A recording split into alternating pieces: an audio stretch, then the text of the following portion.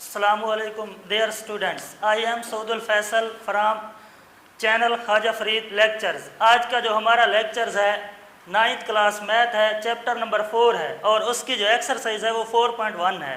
उसमें जो पहला सवाल है कहता है कि शनाख्त करें कि दर्ज झैल अलजबरी जुमले कसीर रकमी हैं या नहीं।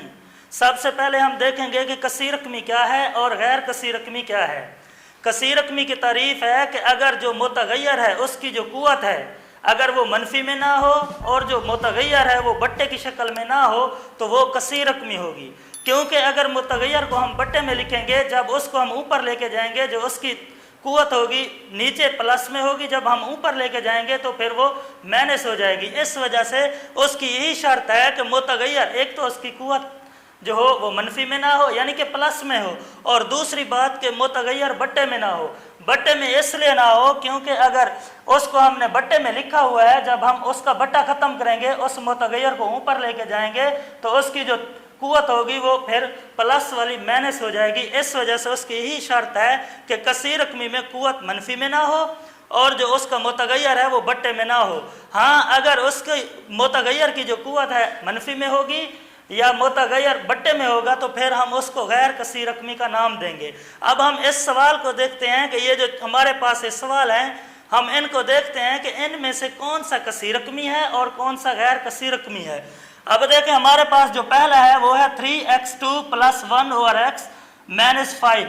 अब हम इसको देख रहे हैं कि ये कसीर रकमी है या गैर कसीर रकमी। अब देखें, हमने पहले ही कहा है कि जो कुव्वत हो वो मनफी में ना हो। इसकी जो कुव्वत है ये प्लस है, इसकी भी प्लस है, लेकिन ये गैर कसीर रकमी है। क्योंकि जो हमारा वेरिएबल है जो मुतगय्यर है वो बट्टे में है। इस वजह से इसको हम गैर कसीर रकमी का नाम देंगे। क्योंकि अगर इस मुतगय्यर को हम ऊपर लेके जाएंगे तो इसकी जो पावर है, ताकत है, वो जो होगी वो माइनस हो जाएगी। इस वजह से हम इसको कसीर रकमी का नाम नहीं दे सकते। अब ये दूसरा है 3x3 - 4x2 - x² + 3 है। अब अगर इसको देखा जाए तो इसकी जो पहली मतलब शर्त है कुव्वत वाली, इसकी जो कुव्वत है वो प्लस में है यानी कि जमा में है, और इसमें जो वेरिएबल है वो बट्टे में नहीं है, यानी कि इसमें जो कसीर रकमी की शर्त थी वो दोनों कंप्लीट हैं। इस वजह से हम इसको कसीर रकमी का नाम देंगे। अब हमारे पास ये जो तीसरा क्वेश्चन है इसको देखें, x2 - 3x + 2² है। इसको भी हम कसीर रकमी का नाम देंगे। क्योंकि इधर जो हमारा वेरिएबल है मुतगय्यर है, एक तो उसकी ताकत प्लस में है और दूसरा जो वेरिएबल है वो बट्टे की शक्ल में नहीं है। इस वजह से हमारा ये जो ये सवाल है ये भी कसीर रकमी है। अब अगर चौथे को देखा जाए, इसमें देखें वेरिएबल इसकी जो ताकत है वो प्लस है, नीचे भी प्लस है, लेकिन हम इसको गैर कसीर रकमी का नाम देंगे क्योंकि हमारे पास जो मुतगय्यर है वो बट्टे की शक्ल में है।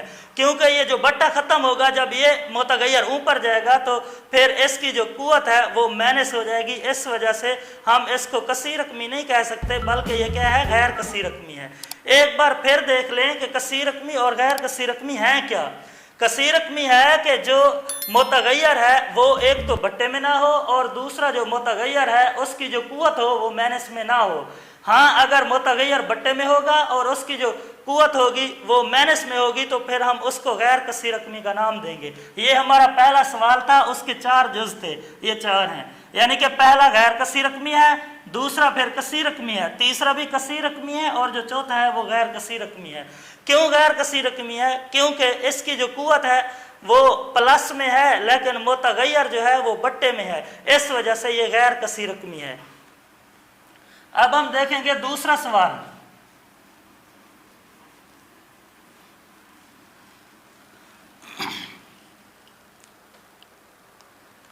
दूसरे सवाल में कहता है कि दर्ज झैल में से कौन से नातिक जुमले हैं।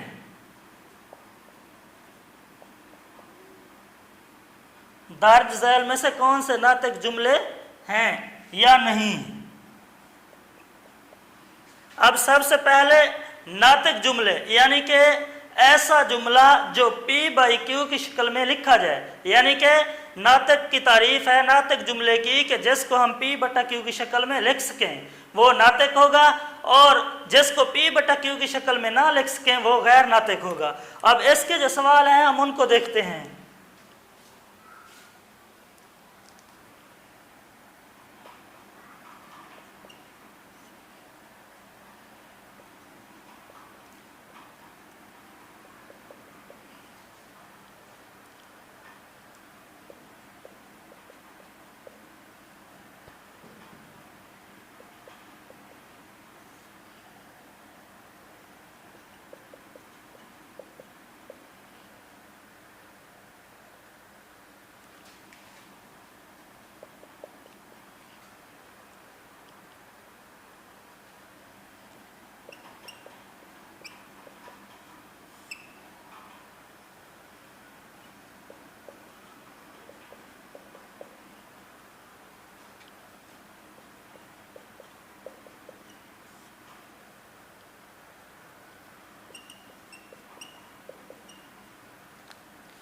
अब जो हमारा दूसरा सवाल है कि दर्ज झैल में से कौन से नातिक जुमले हैं या नहीं। अब हमारे पास इस दूसरे सवाल के भी 4 जुज हैं, हम इनमें से देखेंगे कि कौन से नातिक जुमले हैं और कौन से नहीं हैं। अब जो पहला है 3x के रूट है ओवर 3x के रूट प्लस 5 है। अब नातिक जुमले और गैर नातिक जुमले किस तरह हम इनको देखेंगे कि अगर जो वेरिएबल है यानी कि मुतगय्यर है, जो हमारे पास मुतगय्यर है वेरिएबल है, अगर उस वेरिएबल के ऊपर स्क्वायर रूट का निशान है तो हम कहेंगे कि ये नातिक जुमला नहीं है। अब देखें इसमें जो है ना हमारे पास जो मुतगय्यर है यानी कि हमारा जो वेरिएबल है इसके ऊपर स्क्वायर रूट है यानी कि जज़र का निशान है, इस वजह से हम इसको नातिक जुमला नहीं कह सकते, बल्कि ये जो पहला हमारा है ये गैर नातिक जुमला है। अब इसको देखें, इसमें ना हमारे पास जो वेरिएबल है वो बट्टे की हालत में बेशक आया हुआ है, लेकिन हमारे जो वेरिएबल हमारे पास है उनमें कहीं भी हमारे पास स्क्वायर रूट नहीं है यानी कि जज़र का निशान किसी वेरिएबल पर नहीं है। इस वजह से जिस पर जज़र का निशान नहीं होगा वेरिएबल पे तो हम उसको नातिक जुमले का नाम देंगे। अगर इसको देखा जाए तो ये भी नातिक है। क्यों नातिक जुमला है? क्योंकि इसमें जो वेरिएबल है x2 है, x है और ओवर x2 है यानी कि जो हमारे पास ये वेरिएबल आया हुआ है इसके ऊपर स्क्वायर रूट का निशान नहीं है यानी जज़र का निशान नहीं है, इस वजह से हम इसको नातिक जुमला कहेंगे। अगर हम इसको देखें इसमें हम गैर नातिक जुमले का इसको नाम दे रहे हैं। क्यों? क्योंकि हमारे पास जो वेरिएबल है उसके ऊपर स्क्वायर रूट का निशान आया हुआ है, इस वजह से यानी कि जज़र का जो निशान है इस जज़र के निशान की वजह से हम इसको कहेंगे गैर नातिक जुमला, हम इसको नातिक जुमला नहीं कह सकते।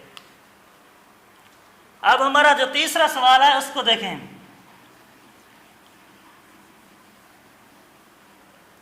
तीसरे सवाल में कहते हैं कि नातिक जुमलों को मुख्तसर तरीन शक्ल में लिखें।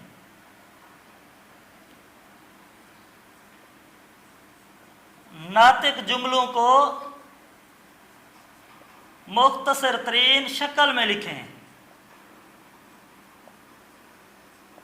अब हमारे पास जो इसका पहला क्वेश्चन है वो है 120x3 सॉरी x2 है,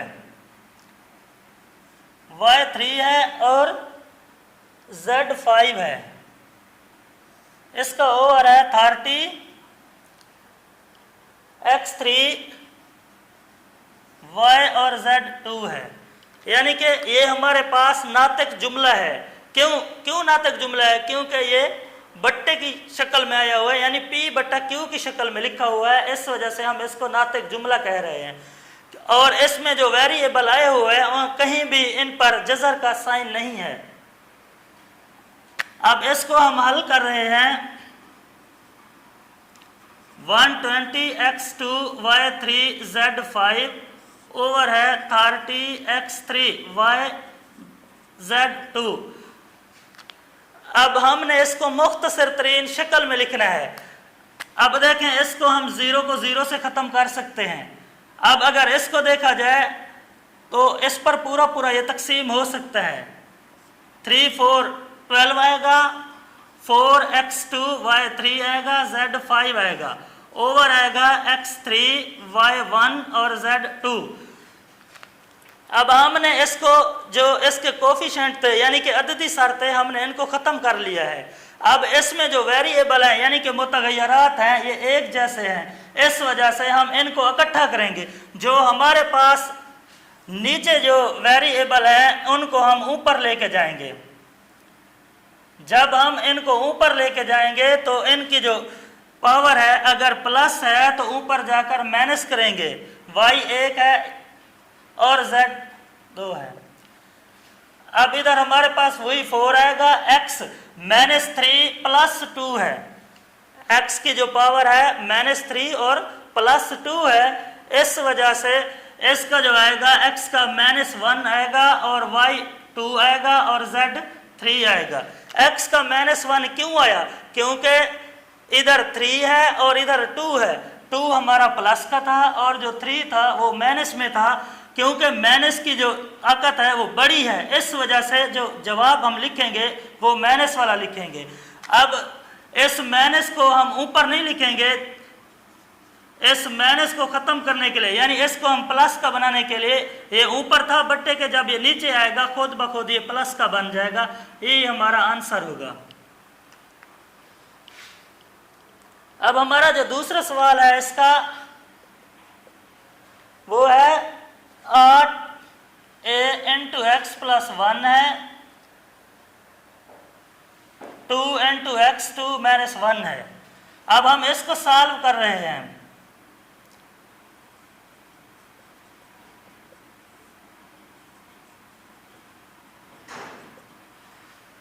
सबसे पहले इधर 2 है उधर 8 है, 2 वाला जो टेबल है 8 पे पूरा पूरा जाता है। 2 को 4 से करेंगे तो 4a × x + 1 और आएगा x2 - 1।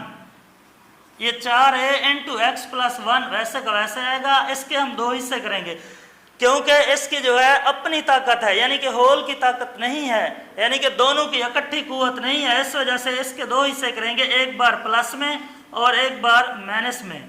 अब प्लस वाले को प्लस वाले से कैंसिल कर देंगे, बाकी जो हमारे पास आएगा वो 4a × x - 1, यही हमारा आंसर होगा।